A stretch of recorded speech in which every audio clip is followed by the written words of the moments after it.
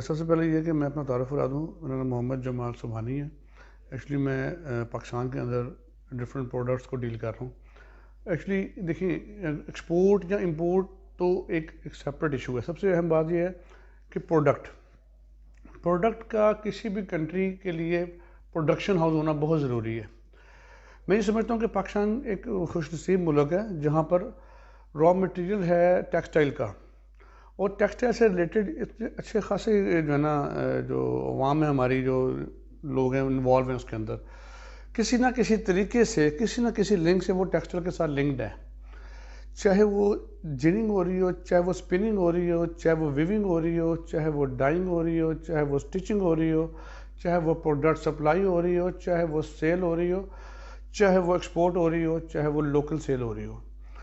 Textile की जो सबसे बड़ी जो खूबी ये है कि ये पाकिस्तान के एक्सपोर्ट को सबसे अहम जो है ना पोर्शन है, क्योंकि पाकिस्तान का जो मेन जो एक्सपोर्ट है वो टेक्सटाइल की है।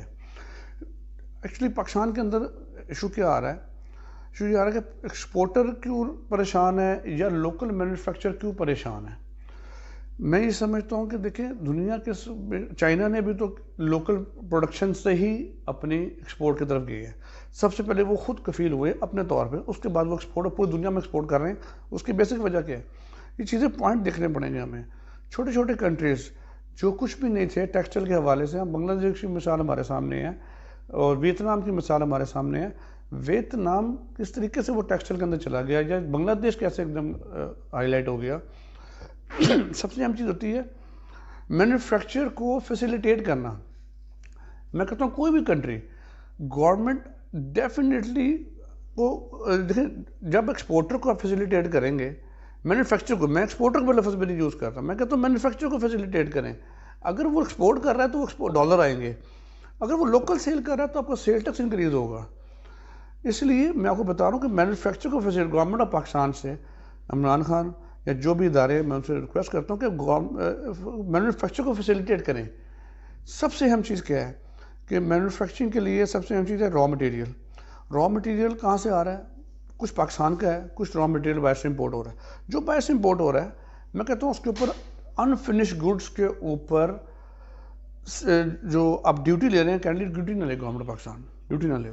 प्रोडक्शन हाउस को मजबूत करना है, मैं सिर्फ इतना कह रहा हूँ। प्रोडक्शन हाउस, अगर प्रोडक्शन हाउस मजबूत नहीं होगा, ना हमारी लोकल प्रोडक्ट्स बेहतर होंगी, ना हमारी एक्सपोर्ट बेहतर होगी। जो एक्सपोर्टर्स आज काम कर रहे हैं वो किसी ज़माने में लोकल प्रोडक्शन में थे, लोकल प्रोडक्शन से ही एक्सपोर्टर बनने हैं। अगर एक्सपोर्टर्स को इंक्रीज़ करना है तो प्रोडक्शन को इंक्रीज़ करना है, तो प्रोडक्शन हाउस को मजबूत करना है हमें। इस वक्त गवर्नमेंट के पास है जो रिफंड बनता है एक्सपोर्टर्स का, वो उसकी रिपोर्ट भी दे दें, कॉमर्स मिनिस्टर दें आके, क्यों नहीं देते? एक्चुअली बात ये है कि यहाँ पर पैसे का पैसा चल रहा है बस। जिसने अंदर पैसा देना है उसका सेल टैक्स रिफंड में आना है, जिसका नहीं चलना उसका नहीं आना, वो बैठा रहेगा, वो इंतजार ही करेगा।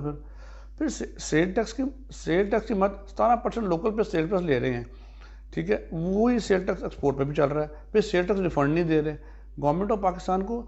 देखिए, लोकल पे भी सेल टैक्स ठीक है, मैं समझ आ गई है, लें, लेकिन लोकल प्रोडक्शन जो है ना, उसको इन्हेंसमेंट के लिए, उसके लिए उनको ये चीज़ें करनी पड़ेंगी।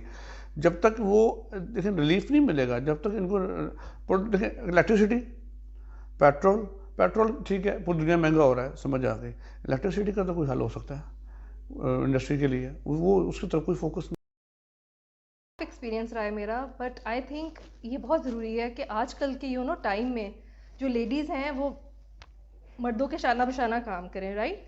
तो मुझे लगता है कि जो लेडीज़ हर फील्ड में लेडीज़ को होना चाहिए, और इसमें नो डाउट जो मर्द की सपोर्ट बहुत ज़रूरी होती है। एंड अल्हम्दुलिल्लाह मेरे हस्बैंड काफ़ी सपोर्ट कर रहे हैं मुझे, और काफ़ी ज़्यादा हम लोग इसमें मेहनत कर रहे हैं। तो हम लोगों ने नया ब्रांड स्टार्ट किया द ग्लो के नेम से। तो अल्हम्दुलिल्लाह we are doing very good job, and हम लोग काफ़ी इस चीज़ में वर्किंग कर रहे हैं। एंड डिज़ाइनिंग वगैरह भी हम लोग की काफ़ी चल रही है, और शॉप्स में और डिफरेंट डिफरेंट एरियाज़ में हम लोगों ने स्टार्ट लिया है।